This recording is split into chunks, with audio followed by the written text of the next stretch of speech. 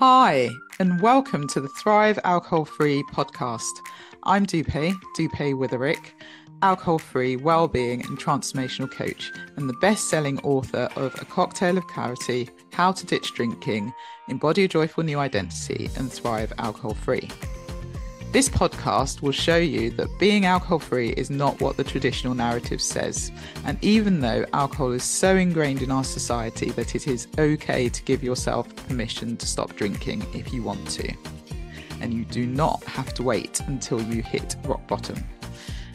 It is certainly not boring, and I believe ditching drinking is just the start to living an extraordinary life. By getting rid of this one thing, it allows the doors to open to endless possibilities and opportunities. Each week, we will have guests on who are at various stages of the alcohol-free journey, from those who are curious to those who have been alcohol-free for years. We will also have experts on talking about different topics relating to alcohol and beyond. Through these conversations, you will discover what it means to thrive alcohol-free. Enjoy. Hi, and welcome to another episode of the Thrive Alcohol Free podcast. I'm Dupe, your host and founder of Thrive Alcohol Free.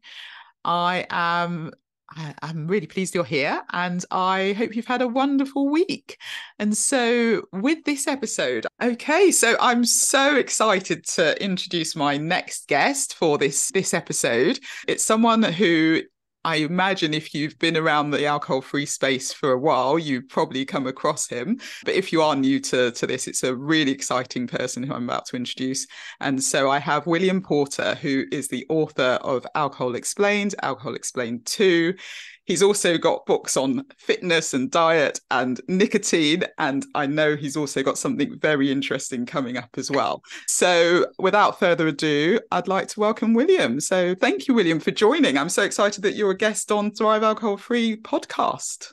Oh, fantastic. No, thank you for inviting me. So for those of you, the people or the person who might be listening who doesn't know you, why don't you give a bit of an introduction and maybe share your story and how you happen to be one of the key experts in this space? Yeah, sure. So, well, as you've already said, I'm William Porter, author of Alcohol Explained. So I started drinking and smoking when I was about 14, which I don't know, now it feels like an incredibly young age, but I think at the time, growing up in like the late 80s, early 90s, it was pretty par for the course. So I started, as I say, started drinking and smoking. And then I think I was a late teenager when I came across Alan Carr's Quit Smoking book. And I found that absolutely fascinating because he took a completely different approach to addiction. It was just so pragmatic and common sense. I managed to quit smoking, but I carried on drinking for decades after that. But I think I did so like almost through that vision, if you like, of what Alan Carr did with smoking, was just to be very analytical and common sense with it. I continued drinking for years and years, and as it does with most people, the amount I was drinking and the times I was drinking was sort of gradually increasing. And things came to a head in 2014. So it will be 10 years ago this coming February, Wow. where I'd been drinking for, I think it was like 4 or 5 days straight. And I was in quite a bad way. So my wife had left taking the kids. I've been bringing in sick to work. I'd just been drinking almost constantly. And I sort of crawled out the other side of that and thought, I just can't keep doing this. So I stopped then. And yeah, that was it. So nearly 10 years ago now. Wow. Does it feel like a lifetime ago, 10 years, or has it gone really quickly? In some ways, it's gone very quickly, but in other ways, it does feel like a lifetime ago. When I think about the days where I would just, like I say, it's Friday now, and looking at the weekend ahead, the thought of wasting that weekend drinking Mm. kind of seems bizarre to me now. And looking back on it, that the me that was just looking forward to Friday just to drink and drink and drink through the weekend seems like a huge amount of time away. Mm. Completely different person, but it, yeah, in other words, in other ways, it's gone very quickly. Yeah. And Mm. how did you go about stopping then, as you say, you had quite a few years of drinking, and then it obviously came to a head, and you felt you needed to stop, obviously, for your marriage and for your kids and everything else. But what sort of helped you to stop? I think having the knowledge about alcohol that I have now was really what provided the key for me. Mm. Because I think for me, and I think this is true for a lot of people, the thing that keeps us drinking is all the reasons. I know this probably sounds a bit basic, but the reasons we want to keep doing it are the problem. Yeah. So, it's often the way where we're looking to stop drinking. We list all the downsides to it and sort of grit our teeth and try and go as long as possible as we can without drinking. But the downsides aren't the issue, that it's the perceived benefits that are the problem. I did a post once on Instagram where it was like a person in prison, and each bar of the prison was a belief about drinking, Mm. such as I need it to sleep, I need it to relax, I need it to deal with stress. I can't enjoy holidays without it. I can't enjoy Christmas or socializing without it. And really, those beliefs are the things that keep us drinking. Yeah. And it's all very well saying, well, the hangovers, the money you're spending, all the damage it's doing. But at the end of the day, they're not the problems. The problems are this belief that you need it to basically to cope with and enjoy life. Mm. And I think I didn't really realize it at the time, but having drunk for all those years, but quite analytically, like really picking apart, why am I doing this? How does it feel? What's it Mm. benefit is it giving me? I kind of got quite a deep understanding of what alcohol does, and crucially what it doesn't do for us, and sort of understood that quite a lot of the perceived benefits are illusions. Yeah. So I think when I got to that point, that was really what provided me with the key to stopping. And actually, I filled in a lot of that knowledge and dispelled more of those beliefs after I quit. But I think that was the initial thing that allowed me to, to open the door, as it were. Mm. Yeah, and I absolutely agree. I think we all grow up in this society where it's so ingrained that, it's a rite of passage. You turn 18 Mm, officially, and then you have drinks, but obviously we all sort of drank cider when we were sort of 16 or whatever. But I think society tells you it's glamorous, you're sophisticated if you've got a glass of champagne, in my case, that mm, it relaxes you, it reduces stress, and that's what you grow up thinking, isn't it? And absolutely. fundamentally, you're right. It's, you feel like it's giving you something, and actually you'll lose out if you stop, when in Mm, fact it's the complete opposite. You're only yeah, gaining. Um, absolutely. so what would you say would be, if someone's sort of curious about maybe taking a break for a little bit of time, what should they be thinking about in terms of those beliefs and catching those beliefs? What would you say would be helpful? So for me, having a real pragmatic understanding of what alcohol is and how it affects us is key. Mm. Because I think when you start to understand the chemical and physiological and above all psychological processes that are in play, like I say, you start to understand that a lot of the perceived benefits are false. And like you said, hard as it may be to believe when you're drinking, it's the opposite that's actually the case. Mm. So people believe it helps them sleep, but actually it's doing the complete opposite. It's ruining your sleep. Mm. And that it helps you socialize, where it doesn't help you socialize at all. It actually spoils social occasions. Mm. So I think if you can get that kind of very pragmatic and basis understanding of all that background that's going on, you can really start to, like I say, unlock those beliefs and remove those. The other analogy is that, the bars to the cage that are keeping you drinking, all those things Mm. that keep pulling you back. Yeah, I love that, the bars to the cage, and it is like you're in a bit of a prison and it's a mental thing as well, isn't it? Really, Yeah, um, absolutely.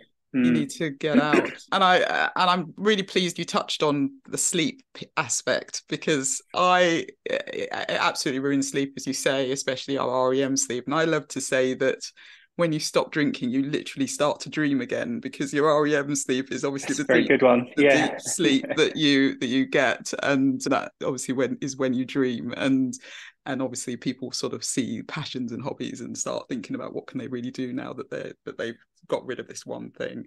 So another thing I think people find, and this is a really good, your books are great, but one of the fascinating pieces for me was cravings. And I remember, in the early days, I was convinced that you couldn't get rid of cravings, that they were just there. And it was only when I read that, cravings were actually thoughts.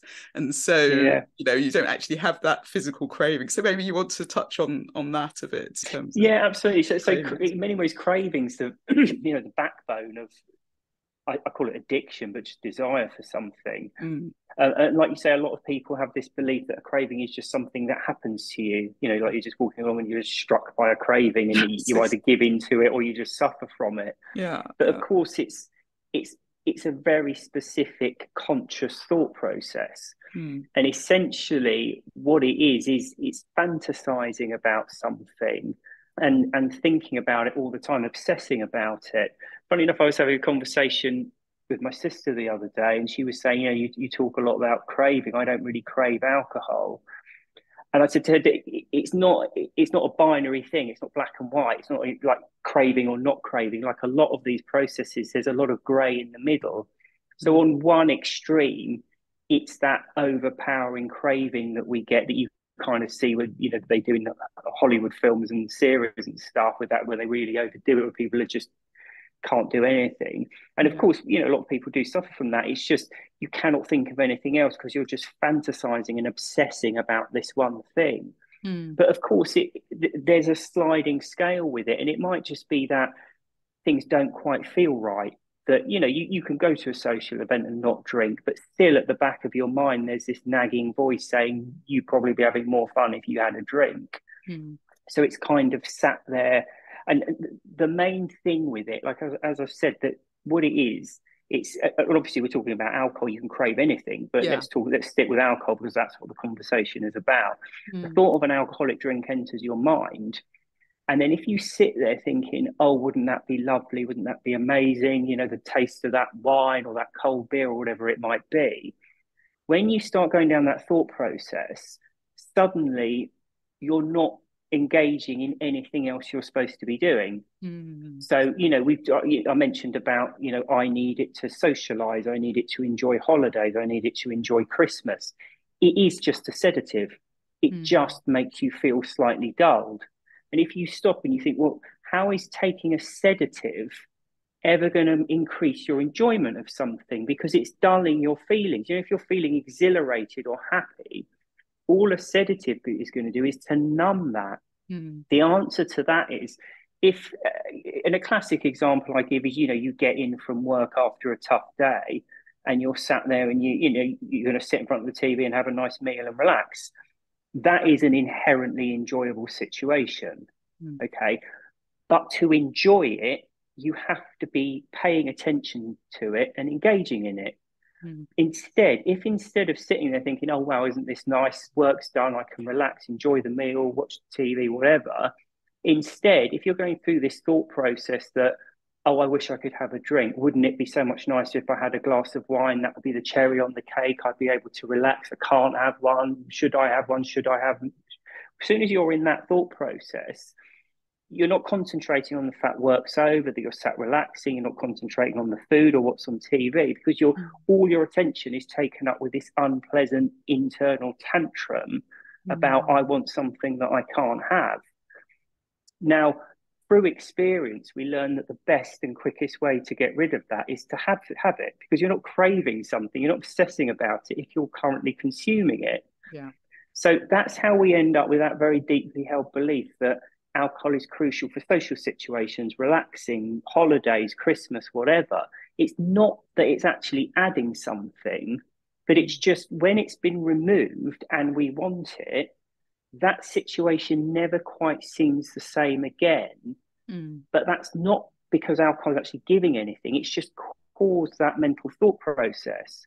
So, you're sat there on holiday, and instead of thinking, oh, wow, this is fantastic, I've got no work, I could just sit and have a nice alcohol-free cocktail and food and drink and whatever I want, Mm. you're not thinking about that because you're taken up thinking about, oh, I wish I could have a drink. Wouldn't that just top it all off nicely? And of course, we're busy people. We don't all have the opportunity to really delve into these thoughts and really pinpoint what's going on. Our Mm. experience is just when I go on holiday and I don't try not to drink, I don't enjoy it. And when I do drink, I enjoy it. Or when I go out with my friends and don't drink, I don't enjoy it. And when I am drinking, I do enjoy it. Mm. So therefore, we start to build this very deeply held belief that Mm. alcohol is the icing on the cake. And Mm. without it, the holiday, the Christmas, out with our friends, relaxing in the evening just isn't quite the same. Yeah. Yeah, it's so true. And I think that's fundamentally what stops people doing it, because they feel that they're missing out. It's the FOMO piece, isn't it? It's that whole, Yeah, I can't be different or seem to be different, and I need this in order to do this because of the associations that have been made in the brain over however many years of drinking. And that's just your sort of yeah. go-to mechanism, isn't it? Yeah, exactly. I think that's the problem. I mean, whatever your religious beliefs are, you get one life, and people Mm. don't want to spend. They want to enjoy their life. They don't Mm. want to spend it miserable, wanting something they can't have. And Yeah. that's why that becomes such a powerful thing. Because at the end of the day, we just end up saying to ourselves, I don't care about the downside. I would Mm. rather just enjoy my life than not enjoy it. Yeah. Yeah.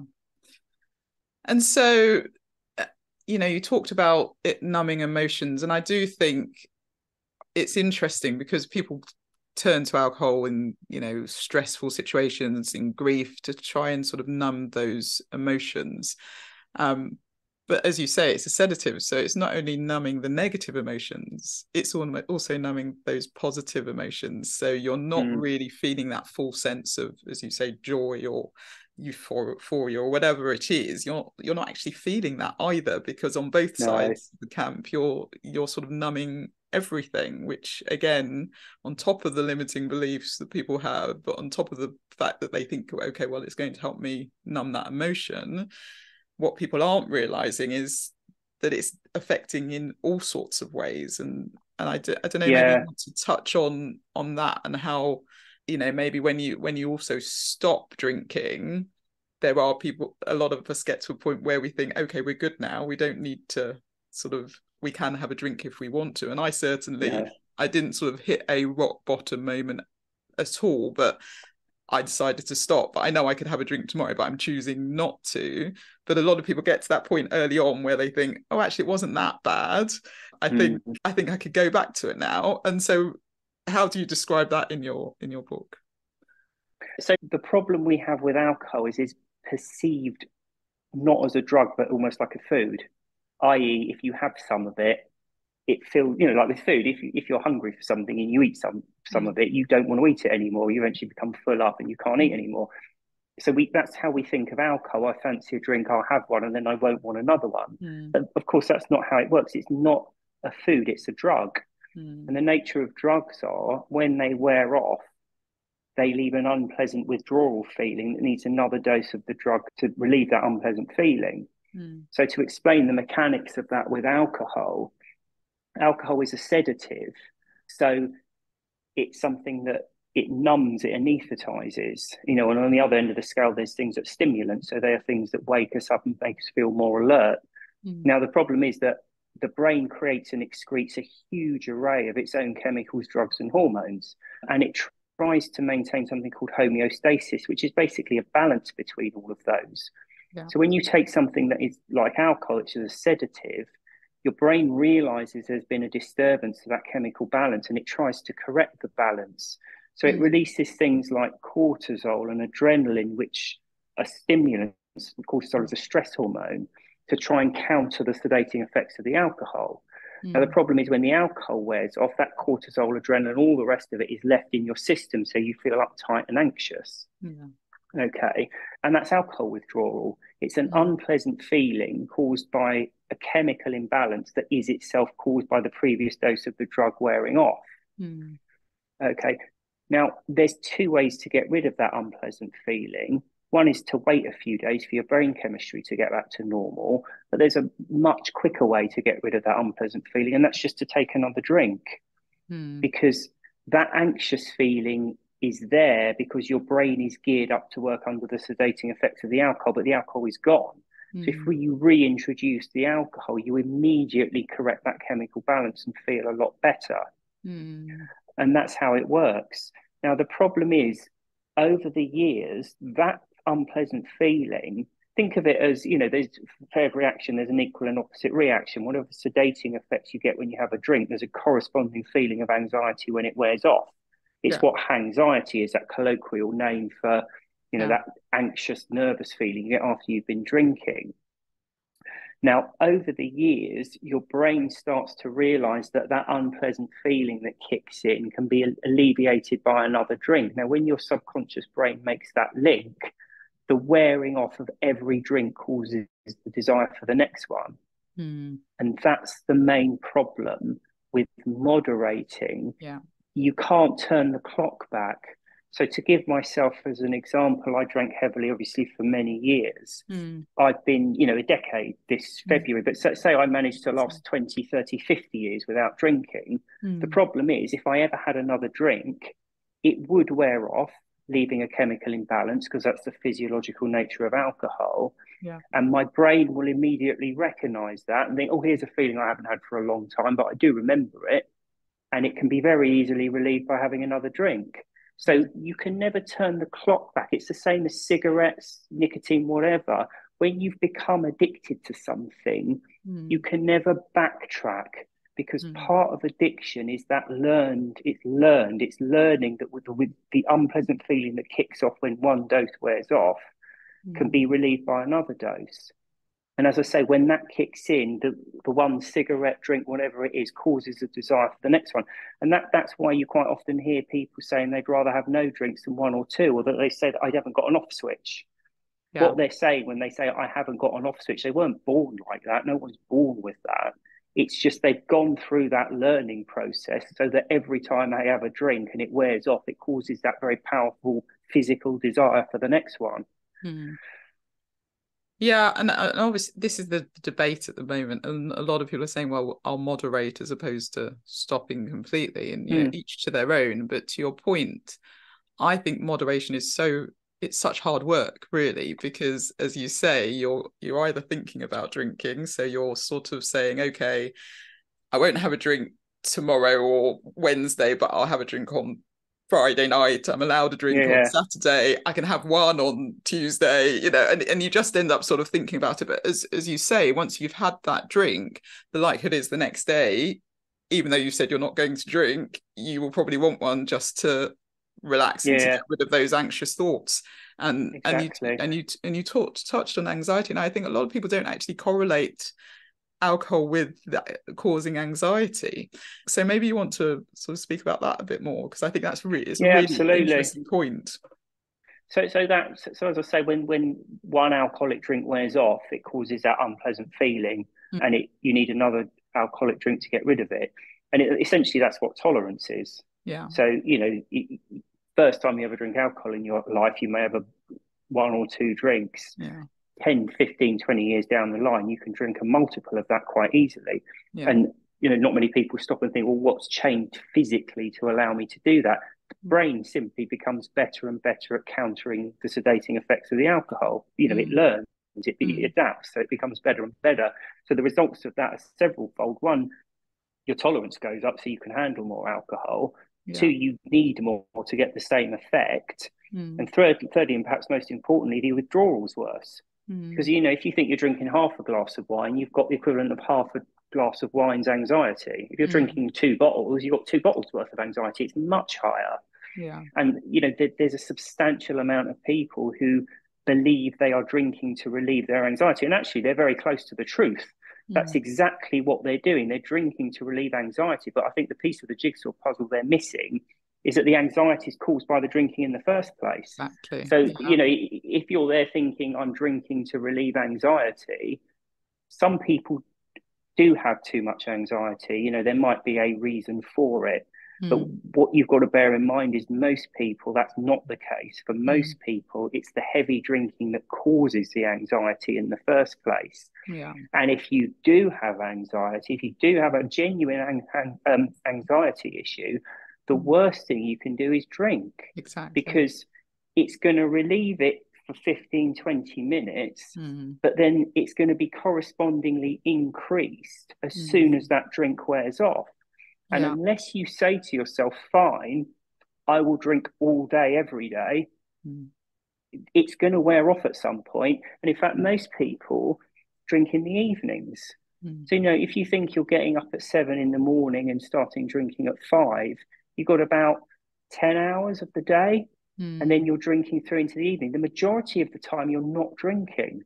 For the Exactly. majority of the time, you're suffering from that massive increasing anxiety, and Mm. you're only actually relieving it for a small part of the day. So, overall, the anxiety you're dealing with is massively increased. Yeah. So, if you do have a genuine anxiety issue, the best thing you can do is stop drinking completely and go and see a doctor Mm. and get something prescribed that actually does help. Mm.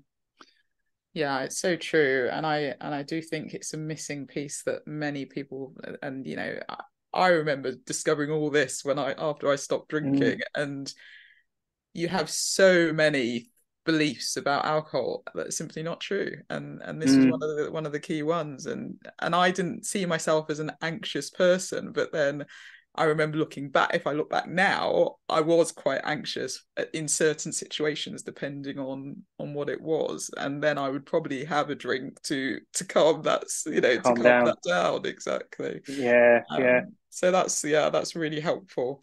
um so okay, so maybe why don't we go on to some practical tips? So your second book sort of has tools and strategies, Alcohol Explained too. So maybe could you give a couple of tips that might help someone who's on this journey? Yeah, sure. I suppose so. So I can talk from personal experience. One of the hardest things I found was going out socializing without alcohol, Mm. because it's how we're introduced to alcohol. Yeah. So if you're going to look at your drinking career, Mm. the longest period you've been doing something with alcohol is often socializing. Yeah. So, if you're catching people 40s, 50s, 60s, and they've been drinking since their late teens, you know, it's 40 odd years potentially that they've not been to a social event without alcohol. It can be a massive, really intimidating thing.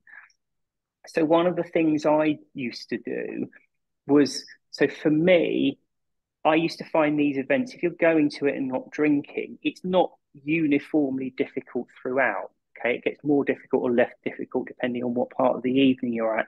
And I always found the hardest part was at the very start. Yeah. So you're turning up, you're feeling anxious and nervous anyway. And Mm. let's be honest, alcohol is a sedative. So if you're turning up feeling anxious, a drink will take the edge off that. There's Yeah. no denying it will make you feel better.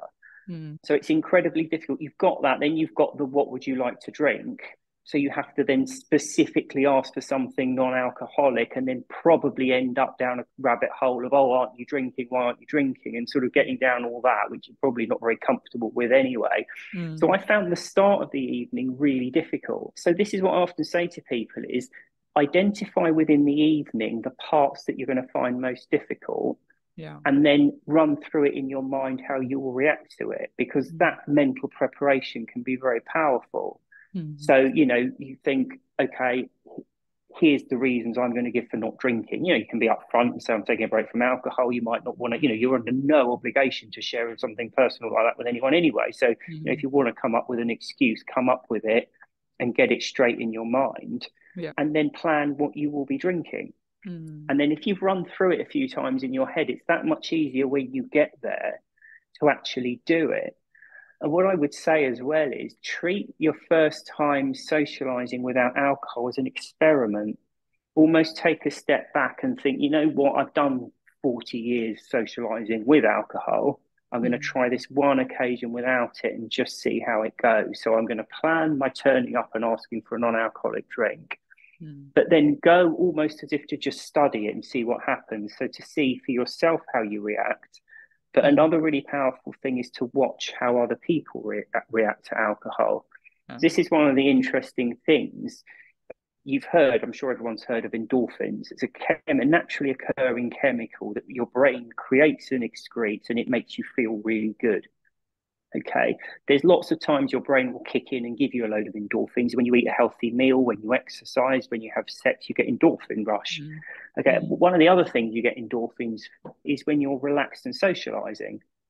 So Yeah. I've talked about already how you will turn up, or I certainly turn up at social events feeling nervous. Eventually you relax into it.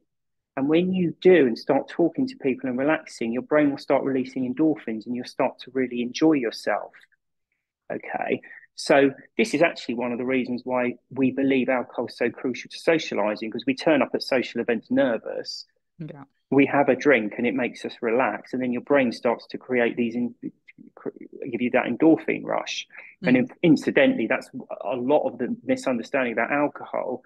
We think the great feeling we get when we're drinking is due to the alcohol. It's not. It's actually due to the endorphins. And if you sit on your own with no music, no TV, no friends, no nothing, and have a drink, it's a very, very different experience. And it's Yeah. frankly not that pleasurable. It just makes you Mm. feel very tunnel visioned, a bit confused. It's not actually that pleasant. Mm. But be that as it may, so treat it. So what you will usually find is the drinkers will turn up, they will have a drink, and they'll be really happy because they relax from the alcohol and they're also getting that endorphin rush. Mm. But because the alcohol wears off, leaving a feeling of anxiety that needs another drink to replace it, they keep drinking and drinking and drinking. And as they're doing that, they're becoming increasingly intoxicated because the intoxication effect lasts far longer than the relaxation effect with alcohol. So as you're constantly chasing that relaxed feeling, you're becoming increasingly intoxicated. So what you actually find is, although the drinkers tend to be very laughing and enjoying themselves for the first part of the evening, it very quickly tails off and the mood kind of drops a bit. And later on in the evening, it can actually turn quite unpleasant. It's when you see people crying and the arguments start and all of that. Whereas when you're not drinking, you get that endorphin rush and you enjoy it for the entire evening because you're not Mm. taking a sedative that then dulls it. Mm. So this is one of the interesting things. So treat it like an experiment. See how you feel without the alcohol, but watch other people. Mm. Think, you quite often hear alcohol is borrowing happiness from tomorrow. I actually don't like that because it suggests you're having a much happier evening Mm. with the alcohol, but you're not. You might for the first hour or so, but watch other people because it's a very different story. And again, this helps to remove our beliefs that, oh, yeah, life's great when you've had a few drinks. It's not really. Yeah. And you only have to watch people to see that. Yeah. No, it's so true and such good points because I think I socializing the point of socializing is what puts people off stopping. So I was speaking to someone the Mm, other day and she said, I've known for the past year or so that I do want to stop drinking. And I know it's going to be beneficial. I did stop for a couple of months, but I started again. And it's really because of my friends and I don't want to be ostracized. And so people have this whole perception that if they're not drinking, they can't socialize. And it holds people back.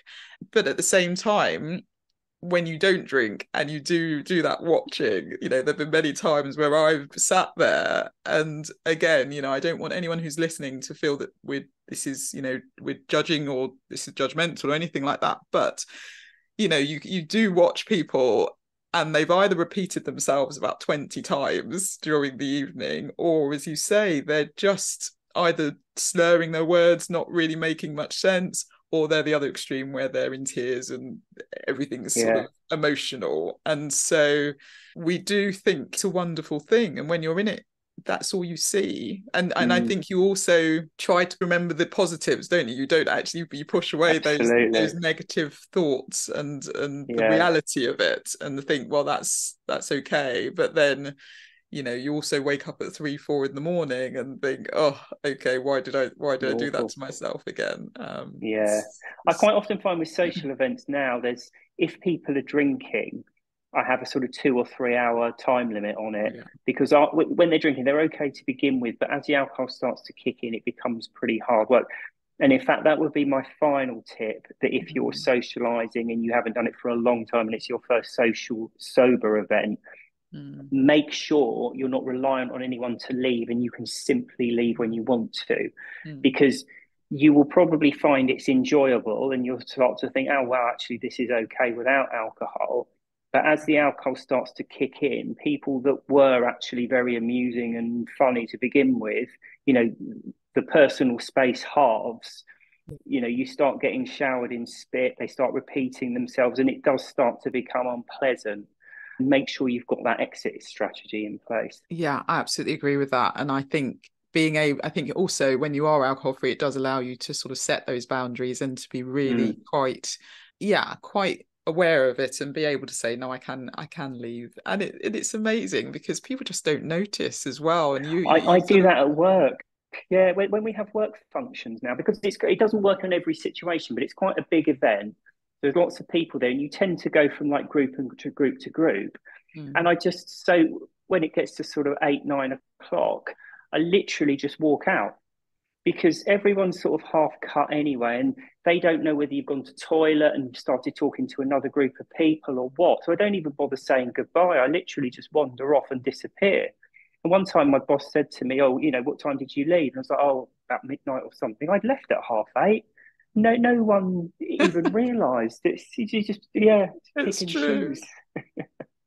It's so true. And I think we build it up so much in our mind, don't Mm, we, when you go to these social events that people really care or people will yeah. ask me so many questions and it's our own thing, and you're right, you can you can leave and no one actually notices when you leave or what you've been up to. So I think that gives people some hope in terms of trying to socialize. There were some really good tips there.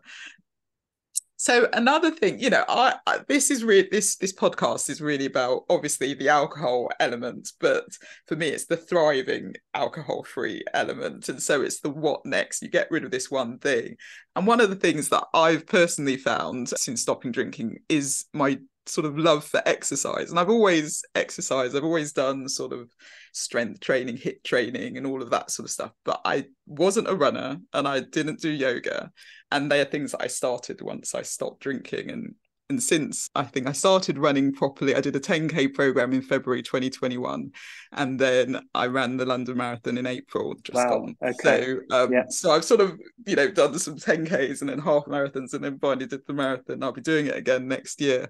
And so your Diet and Fitness Explained book, that's where I'm getting to. It's, Oh, right. Okay. I was thinking that's something that would be helpful or is helpful once you sort of go through the alcohol bit and you're thinking about what are the passions and hobbies, and you obviously have your book on Diet and Fitness Explained, and maybe you want to touch on some of the points in that. Yeah, so the diet thing for me, the diet and fitness thing, like you, I'd always exercised. And I didn't really piece this together until after I quit, but I used it as a very useful tool to help me quit, Yeah. because like I say, I always used to exercise quite regularly. And the only thing that would stop me exercising was drinking, either that I was drinking or was recovering from drinking. So that used to impact my exercise. So when I quit drinking, those missed days that I was losing out on exercise to alcohol sort of jumped back in, and I got those back.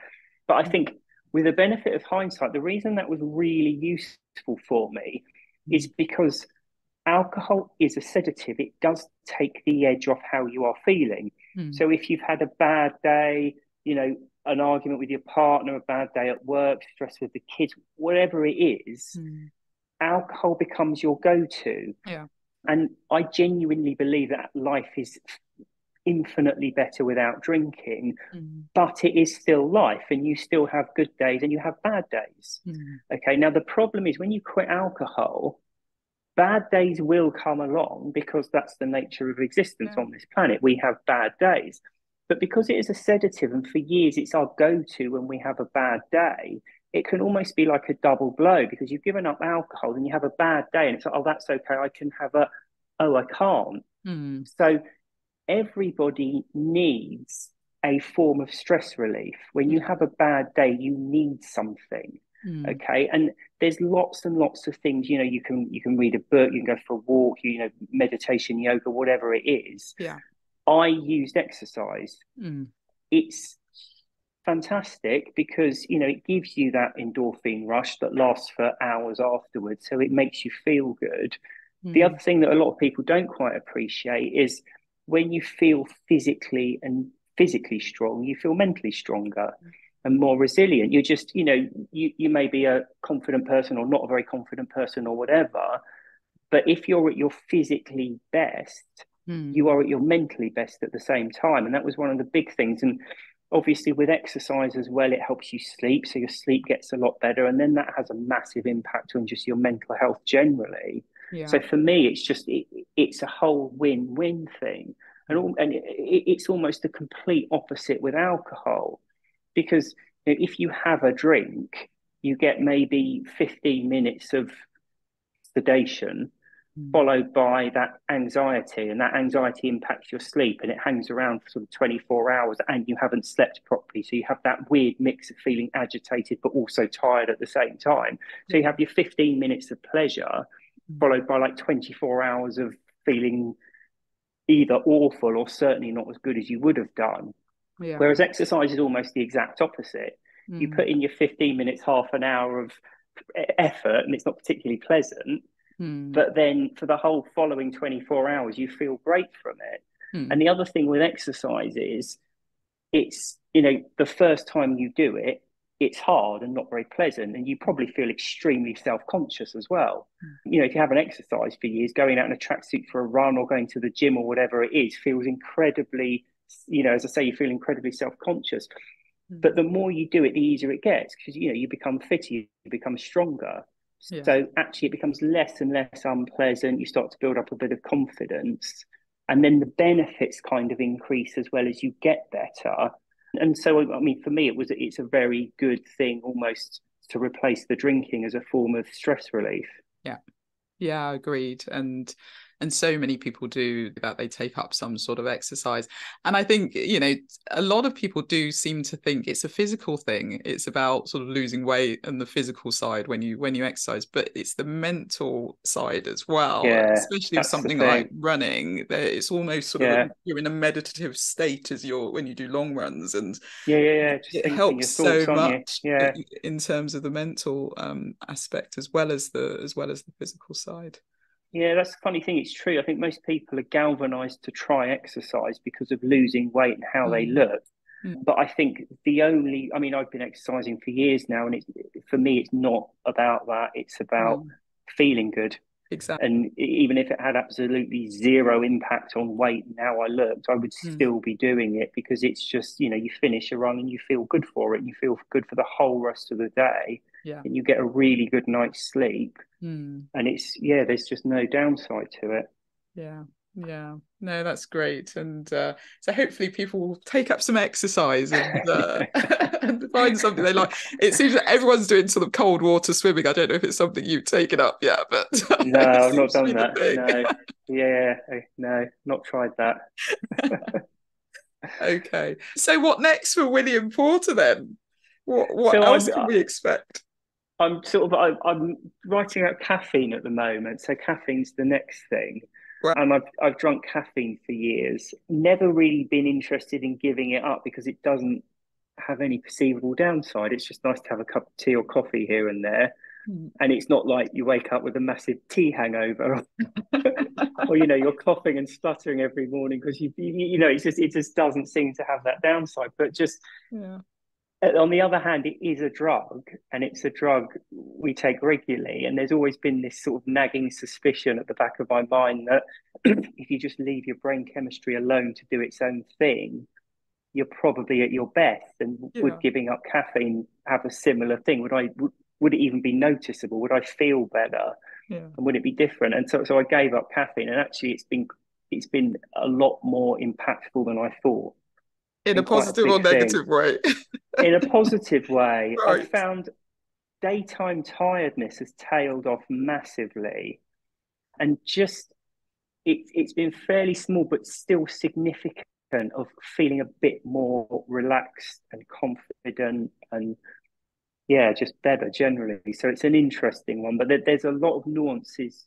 I think there's nuances with every drug that sort of single it out from every other drug, but Yeah. nicotine, caffeine's almost in a class of its own because, it's 90+% of the population that consume it regularly. Yeah. It's a huge thing. And as I say, it does seem to have virtually no downside to it, which is Okay. interesting. It doesn't have the health impacts that nicotine or alcohol have. Okay. So Mm. I imagine you've had mixed reactions to that. I'm just thinking coffee's probably the one thing that I do quite Yeah, enjoy. that's that's the main reaction I have is people. I think it'll probably be my least read book out of all of them. I'm only writing it now because almost for my own academic interest. Yeah, I yeah, just have to complete that circle, I think. yeah, Yeah. sure. No, that's fascinating. And I think yeah, it's amazing that the clarity that we talk about and the awareness and the focus, it sounds like you're saying that you get even more of that by not drinking coffee. But if Mm. there aren't that many perceived downsides, is it something, do you think, that will become a movement? No, I don't. Honestly, I don't think it will be a movement at all. I think it's there for people if they're interested. And I think here's an interesting fact for you. Okay, Mm, when you start looking into the science behind it, yeah. when you look at the experts, so these are lecturers, university people who deal in caffeine. Mm. All of them have quit caffeine. Oh, really? So Okay. that's a very tantalizing thing That's for it. And interesting. certainly from my perspective, I think it was the worst withdrawal I've been through. It was way, way worse than nicotine. Wow. And I mean, I was drinking an awful lot and it was a very unpleasant few days I had from alcohol, but I don't think it was much. It was very different, but I don't think it was much worse going off caffeine, having drunk it for sort of 20 years every day. It was yeah, it was really So, hard giving it up so physically. what were the effects? So it started off, so I expected to feel tired and I expected to Mm, feel headachy, yeah. but I sat down at work um, to do some work and I opened an email and when you're incredibly tired and you can't understand what you're reading, Mm, I couldn't understand it at all. wow. So I had to have a cup of tea because I couldn't work. I couldn't do my job. My brain wasn't functioning. So I had to Gosh. save stopping until we went on holiday and I had a clear 2 weeks where I wouldn't have to concentrate on anything. Yeah. And I felt really lethargic and, not good for that period. Not for all of it, but for a fair chunk of it. And that's Mm, quite an interesting one because we kind of think that caffeine doesn't do an awful lot to us. It might wake us no. up a bit. But if you think of that withdrawal, how extreme it is, it does make you Mm, think it's obviously having quite a major impact somewhere. mm. Yeah, that is quite worrying because I wouldn't have Mm, expected days where you just feel that lethargic. I thought, yeah, I I did think if a I did a, I think mm, if I did a physical job and I was outdoors, it would have been a lot easier. But doing a job where I'm sat in an yeah, office and I sure. have to read and concentrate all day, I just couldn't do it. Yeah, of course. Yeah, no, I was thinking about I did a sort of 5 day juicing challenge where I just had Okay, juice for 5 days. And I remember the first couple of days I had this like banging headache. And it was because you don't drink coffee. So you're caffeine. allowed sort of Yeah, herbal teas, which are obviously without the caffeine yeah, and yeah. without caffeine, and you're allowed obviously water and then these juices. And Mm, you're right, there were definitely a couple of days where I felt a little bit just not quite right. And I was mm. probably hungry as well, even though Yeah, you have yeah. all these Not going to juices. help. You know? Yeah. But I don't know if I'd repeat it, but it was certainly by the end of it, I felt amazing. But those 2 days, I remember just thinking, oh my goodness, I'm not good Right, without okay. coffee. So I'm sort of Yeah, understanding what you're saying, but I think I enjoy coffee too much to let it yeah, go. yeah. You never know. I might read the book and Might do you at might some change point. my mind. Brilliant. Okay. Well, thank you again for being on. With everyone who's My on, pleasure. I want to sort of thank you. I want to end with what does thriving alcohol free mean to you? So for me, I think it's all about potential. I think it's just about being the best version of yourself, which probably sounds like, something that people say all the time, but it really does feel that way, because you're not at your best when you're anxious, because you've got this chemical anxiety sat there. You're definitely not at your best when you haven't slept properly, which is what alcohol does to us. It increases your heart rate. When your heart rate goes up, you feel tired and you want to sit down. So the version of you as a drinker, you're irritable, you're tired, you're anxious. It's just not a good version of you. And so for me, it's just about being the best version of yourself. And I sort of mentioned before, some people are more confident, some people are less confident. Wherever you are on whatever scale, if you stop drinking, you're just doing the best you can for yourself, I think. All about potential. Brilliant. No, I love that answer. Thank you so much. And so if people wanted to find out more about you and find your books and maybe just sort of connect with you, what's the best way for them to get in touch? Probably the website's the best place. So it's alcoholexplained.com, and there's a contact form on there if they want to reach out and get into contact. Brilliant. Thank you so much, Lovely. William. It's been amazing having you on, and Thank you. I just really appreciate you taking the time. Okay. No, my pleasure. Thank you very much. Thanks, bye. Well, I do hope you enjoyed the episode with William Porter.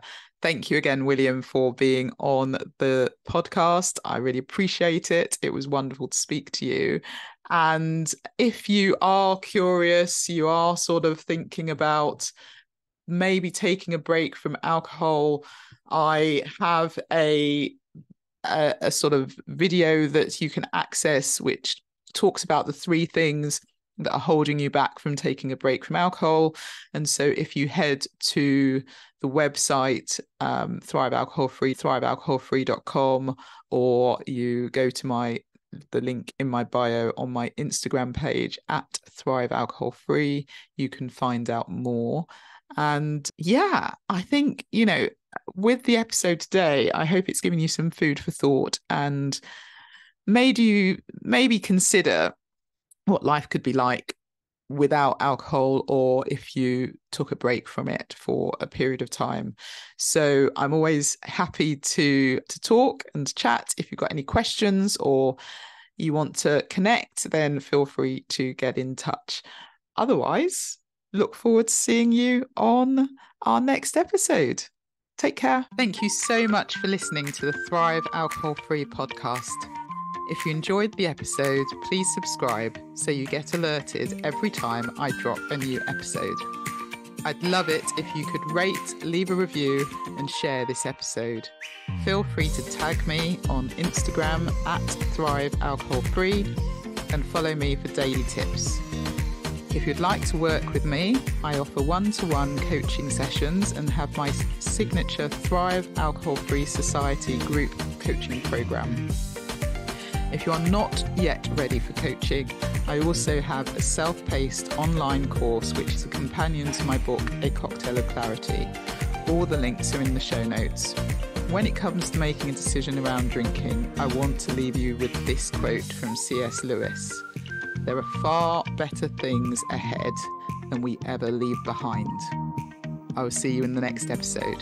Have a wonderful week. Take care.